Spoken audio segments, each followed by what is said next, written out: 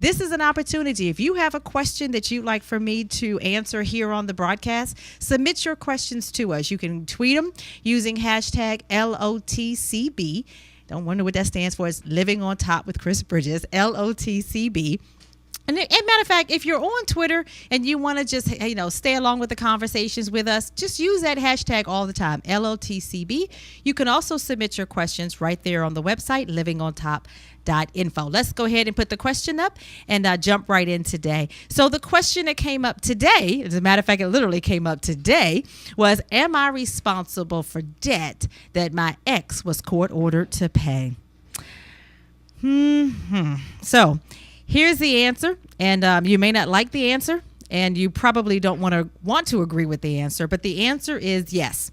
The court system does not have any jurisdiction over your creditor. So if you have entered into a joint agreement with a creditor, whether it's a home, a car, or anything else, and the judge says, as you're going through your divorce, that one particular spouse is responsible for paying that debt, if your name is still on that account, you are also responsible.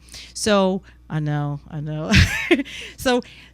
And I actually, you may want to go out to the website, creditwithchris.com. I did do an audio teaching about this called Credit and Divorce, what you need to know before and after the honeymoon. So here's the deal, guys. When you enter into a joint account, you are financially responsible for that account just as the other party. And I would even throw in that the other party could file bankruptcy. They don't even have to get your permission, and you're 100% responsible for the debt. But that's a whole nother subject for another show.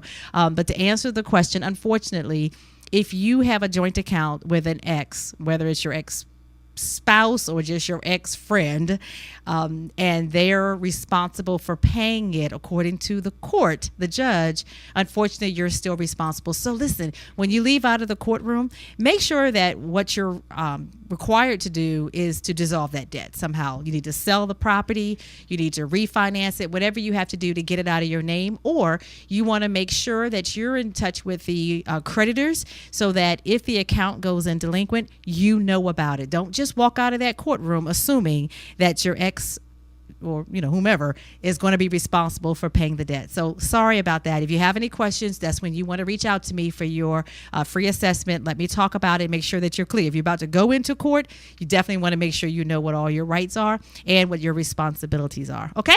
All right, so that was the Chat with Chris segment for this week.